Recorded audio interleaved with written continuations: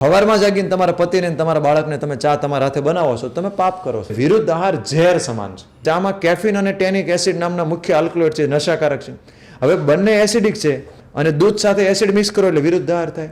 ઘણા બધા લોકોને વર્ષોથી એસિડિટી, ગેસ, કબજિયાતની તકલીફ હતી હોય, એવા બધા લોકોને ચા બંધ કરાવી એટલે એને પરિણામ જબરજસ્ત પ્રાપ્ત થયા.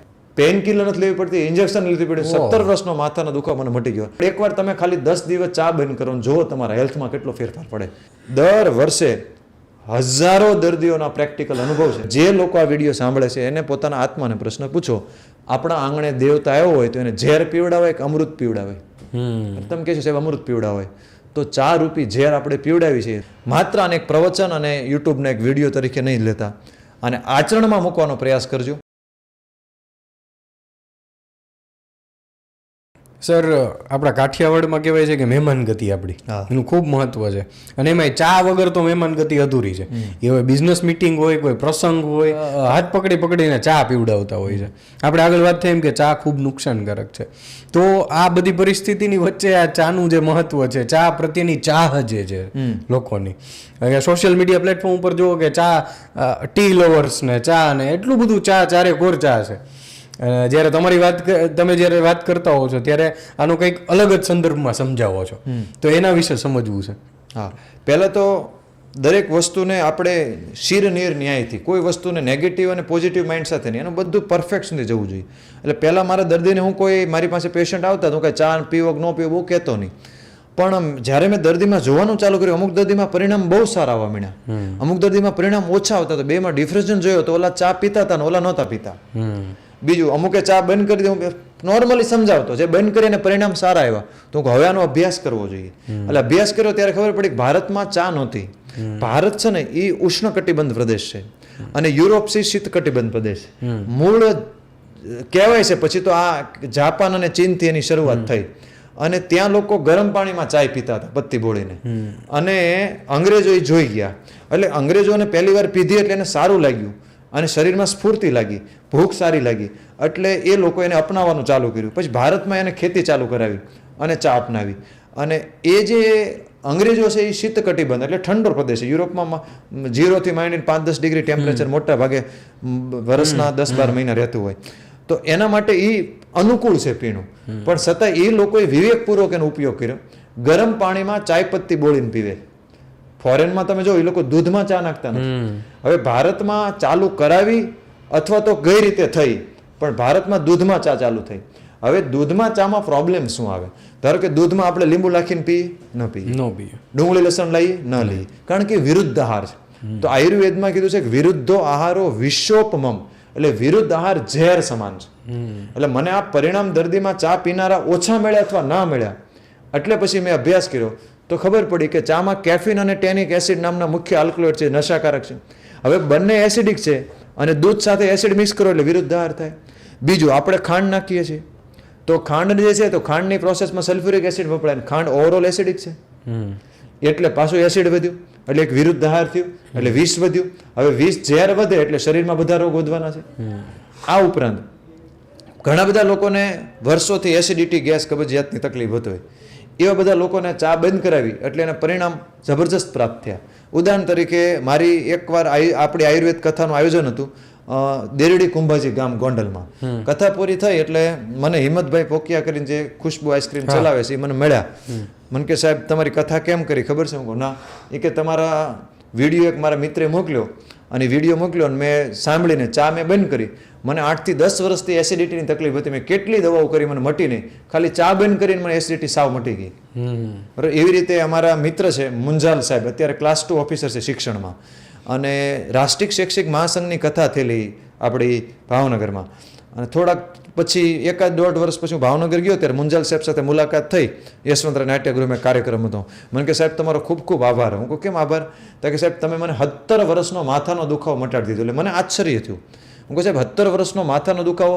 એ કે અઠવાડિયામાં 2-4 વાર મારે ટેબ્લેટ લેવી પડે, ઘણીવાર ઇન્જેક્શન લેવા પડે, એસિડિટી, ગેસ, કબજિયાત ને માથાનો દુખાવો. તો હું કહું તમે મારી પાસે આવ્યા નથી અષ્ટાંગ આયુર્વેદ ધામમાં, મેં તમારી ટ્રીટમેન્ટ કરી નથી, તમને કઈ રીતે મટ્યું? તો કે આપણી કથા નહોતી કરી. હું કહું હા, એ તો મને યાદ છે, કથામાં તમે કીધું હતું કે ચા એસિડિટી ગેસ કબજિયાતનું કારણ છે, અને માથાનો દુખાવાનો મોટા ભાગના દર્દી અત્યારે એસિડિટી ગેસ કબજિયાત વાળા છે. તો એને મેં ચા તરત બંધ કરી દીધી. તમે કીધું હતું અઠવાડિયું 10 દી માથું દુખે, હરડે કે ત્રિફળા લ્યો એટલે જાડો સાફ એટલે માથું ઓછું થાય, ગાયના ઘીના ટીપા નાખજો દુખે તો. અને એ મેં બંધ કરી, અને મને સાહેબ પેઇન કિલર નથી લેવી પડતી, ઇન્જેક્શન લેવી પડ્યું. 17 વર્ષનો માથાનો દુખાવો મને મટી ગયો. આવા મારા દર વર્ષે હજારો દર્દીઓના પ્રેક્ટિકલ અનુભવ છે. અને કેટલાય લોકો મને અત્યારે મળે, કેટલાય લોકો તમારી ચેનલમાં કે બીજા બધી ચેનલમાં જોઈને લોકો કોમેન્ટ કરતા હોય ચા મૂક્યા પછી એટલી ફાયદા થયા. તો એનો અર્થ કે એ નુકસાનકારક તો છે, એ તો કન્ફર્મ થઈ ગયો એટલા અનુભવના આધારે. આ સાયન્સનું કારણ આપ્યું. આયુર્વેદ પ્રમાણે એ ત્રિદોષ પ્રકોપક છે. પણ હવે શું થાય ખબર, પ્રોબ્લેમ એ આવે કે તમે ચા પીતા હોય, ચાના ચાહક હોય, જાહેરમાં ચાના વખાણ કરતા હોય, અને પછી તમને મારી જેવાનું આવું કોઈ કે એટલે તમે કહો કે એ તો બધા ફાંકા મારતા હોય. એ કાંઈ ખોટું નહીં, પણ એકવાર તમે ખાલી 10 દિવસ ચા બંધ કરો ને જુઓ તમારા હેલ્થમાં કેટલો ફેરફાર પડે. શરીરમાં એસિડિટી ગેસ કબજિયાત ઓછી થશે. તો બધી રીતે જોઈએ તો આપણા ભારતની પરંપરા, તમે કીધું મહેમાન ગતિ ચા વગર ન થાય. તો માતૃદેવો ભવ, પિતૃદેવો ભવ, આચાર્ય દેવો ભવ, અતિથિ દેવો ભવ. અતિથિ દેવતા છે. જે લોકો આ વિડીયો સાંભળે છે એને પોતાના આત્માને પ્રશ્ન પૂછો, આપણા આંગણે દેવતા આવ્યો હોય તો એને ઝેર પીવડાવે કે અમૃત પીવડાવે? તમે કહેશો સાહેબ અમૃત પીવડાવે. તો ચા રૂપી ઝેર આપણે પીવડાવી છે તો આપણા અતિથિને દેવતાને જીવાડીએ છીએ કે મારીએ છીએ? જે લોકો વ્યવસાય કરતા હોય એ લોકો પોતાના આત્માને પૂછે કે આ તમે બધા બોર્ડ લખો ગ્રાહક મારા ભગવાન છે, એનાથી હું છું, તો શું તમે ભગવાનને જીવાડો છો કે મારો છો? હવે એક પણ ઋષિ મુનિઓને કોઈ વ્યસન હતું? જેને ભગવાનના નામનું વ્યસન હોય ને એને વ્યસન કરવા માટે કોઈ દી દારૂ માવો ચાની જરૂર ન પડે. આ કન્ફર્મ છે. તો આશ્રમ તો ધર્મનું સ્થાન છે, ત્યાં તો સાક્ષાત અમૃત મળવું જોઈએ.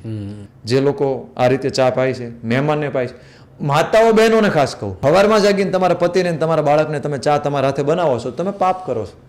તો હવે તમે તરત બધા પ્રશ્ન કરશો કે સાહેબ તો એનો ઓપ્શન શું? ઓપ્શન બતાવવા કહું કે એમાંય વિવેક રાખવાનો છે, પણ એ ઓપ્શન બહુ શ્રેષ્ઠ છે. એ છે મેથીની કોફી. મેથીમાં વાયુ શમનનો બહુ સારો ગુણ છે, પાચન સુધારવાનો સારો ગુણ છે, અને ખાંડ કે સાકરની જે ગળપણ હોય એને ઓછી કરે. હવે મેથી શબ્દ આવે એટલે આપને લાગે કે સાહેબ કડવું પડશે, પણ વાસ્તવિક દ્રષ્ટિએ મેથીની કોફી, મેથી કડવી પણ એની કોફી તો બહુ જ ટેસ્ટી લાગે.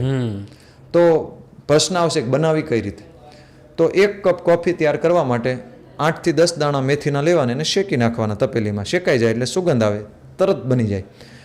એમાં 1 કપ દૂધ નાખવાનું, 1 ચમચી સાકર નાખવાની દેશી, અને એમાંય તે તમે એલચી, જાયફળ, સૂંઠ નાખી શકો. ઘણા પૂછે કે આદુ નખાય? આદુ હરિત વર્ગનું દ્રવ્ય છે, એ દૂધ સાથે ન નખાય. ચામાં ન નખાય? ન નખાય. સૂંઠવાળી ચા પીવાય. અચ્છા, આ તો ચા આદુ વાળી ચા ના તો મારે ભૂલાઈ ગયું. સૂંઠવાળી મેથીની કોફી, ચા તો પીવાય એવું મારે કેમ બોલવું છે? એટલે એ સૂંઠમાં, દૂધમાં સૂંઠ નખાય હંમેશા, અથવા એલચી નખાય, તજ નખાય, લવિંગ નખાય, એ નખાય. આદુ વ્યાજબી નથી, તુલસી પણ વ્યાજબી નથી. તુલસી એમનામ તમે પવિત્રતા માટે નાખી શકો, ઉકાળવાય નહીં, વિરુદ્ધ આહાર થાય. એટલે બેસ્ટ સૂંઠ બધાના ઘરે હોય, અથવા તજ, એલચી, લવિંગ, સૂંઠનો પાવડર કરી નાખો, એ પાવડર નાખી દો એટલે ટેસ્ટી બનશે. ઘણીવાર સ્પીડ તમારે વધારે હોય તો એ કાર્ય પછી મેથી શેકી નાખો, અઠવાડિયા 10 દિન ચાલતી હોય એટલે એનો પાવડર કરી નાખો એટલે તમારે શેકવી પડે નહીં. પહેલો ફાયદો, ચા નુકસાનકારક છે, મેથીની કોફી નુકસાનકારક નથી. બીજો ફાયદો, ચા જે કરતા મેથીની કોફી સ્પીડમાં બને. ત્રીજો ફાયદો, ચા ઝેર છે, મેથીની કોફી અમૃત છે. 5મો ફાયદો, ચા ભારતની પ્રકૃતિને ને વાતાવરણને અનુકૂળ નથી, મેથીની કોફી નુકસાનકારક નથી. 7મો ફાયદો, ચાની કેલરી ખૂબ વધે, મેથીની કોફીમાં એટલી બધી કેલરી ન આવે. 8મો ફાયદો, ચા બધે અવેલેબલ નથી, મેથી બધે જ અવેલેબલ છે. 9મો ફાયદો કે ચા એ વાયુ, પિત્ત, કફ અને કબજિયાત, એસિડિટી કરે, મેથીની કોફી ન કરે. 10મો ફાયદો, ચા 400 થી 500 રૂપિયાનો કિલો આવે, મેથી ખાલી 80 રૂપિયાનો કિલો આવે. અને 11મો ફાયદો, ચા કરતાં મેથીની કોફી સ્પીડમાં બની જાય. હવે એટલા ફાયદા થતા હોય તો હાથે કરીને પગ ઉપર કુવાડો મરાય નહીં. અને હું કહું ચા પીવી, પગ ઉપર કુવાડો નથી મારતો, કુવાડો ઉપર આમ પગ મૂકવા જાય. એટલે આપ સૌને મારી પ્રાર્થના છે કે આપ સૌ આજથી આ સાંભળી વધારે લોકોને સુધી આ સંદેશો પહોંચાડો. તમે પહેલા વિડીયો સાંભળીને બધું ધર્મના કામમાં ઢીલ ન હોય, પહેલા મેથીની કોફી બનાવો એકવાર, અને પછી ધીરે ધીરે થોડાક દીમાં આવડી જાય, 1-2 દીમાં આવડે, પછી વધારે લોકો સુધી પહોંચાડો. અને તો તમે વ્યવસાય કરતા હોય તો ત્યાં પણ મેથીની કોફી બનાવો, તમે ઘરે બનાવતા હોય ત્યાં પણ બનાવો, આશ્રમ સાથે સંકળાયેલો. ચાલો આપણે બધા મળી અને આપણા ભારતને આ ચા રૂપી ઝેરમાંથી મુક્ત કરીએ. અને એક ખાસ કે મેથીની કોફીને એટલા બધા વખાણ કર્યા એનો જરાય અર્થ એવો નથી કાલથી લીટર ને કળશો આખો દી કોફી પીવી. એક મહેમાન અને રિવાજની હું નથી પીતો, મને જરૂર પડે ત્યારે ક્યારેક લઉં, બાકી હું કઈ રોજ મેથીની કોફી પીતો જ નથી. આવી રીતે કુંવાડિયાના બીજની કોફી બને, અપરાજિતાના બીજની કોફી બને, બરોબર. અપરાજિતાના બીજની કોફી બ્રેઇન ટોનિક કામ કરે, કુંવાડિયાના બીજની કોફી સ્કિન ડિઝીઝમાં કામ કરે. એવી રીતે કાસ્મર્દ એટલે ઔષધિ કાસુંદરો એના બીજની કોફી એ ઉધરસમાં કામ કરે. પણ બધાના ઘરે મેથી મળે એટલે બાકી હજારો વેરાયટીની તમે કોફી પણ બનાવી શકો છો. સાહેબ, તમે મેથીની કોફી અને આટલી પ્રકારની વસ્તુઓ આપણે આપણા દેશની સ્વદેશી પી શકીએ છીએ, આ જાગૃત મતલબ આ વિશે ખ્યાલ જ નહોતો ક્યારેય. એના માટે ખૂબ ખૂબ આભાર આપનો કે આનાથી અવગત કર્યા અમને. અને આપણે વિડીયોના અંત ભાગમાં છીએ, તો જે કંઈ પણ મિત્રો, વડીલો, બાળકો, બધા યુવાનો જોતા હોય એને આપ અંતિમ સંદેશ શું આપવા માંગશો? મારું હૃદયથી આપ સૌને પ્રાર્થના છે, વિનંતી છે, રિક્વેસ્ટ છે, અને દીકરા તરીકે, ભાઈ તરીકે અને પરિવારના સભ્ય તરીકે જે તમે ગણો એ, કે વિશ્વમાં જે રીતે અત્યારે પ્રશ્નો બધા ચાલી રહ્યા છે આખા વિશ્વ લેવલે, એનો ઉપચાર છે આપણી ભારતીય સનાતન વૈદિક પરંપરામાં.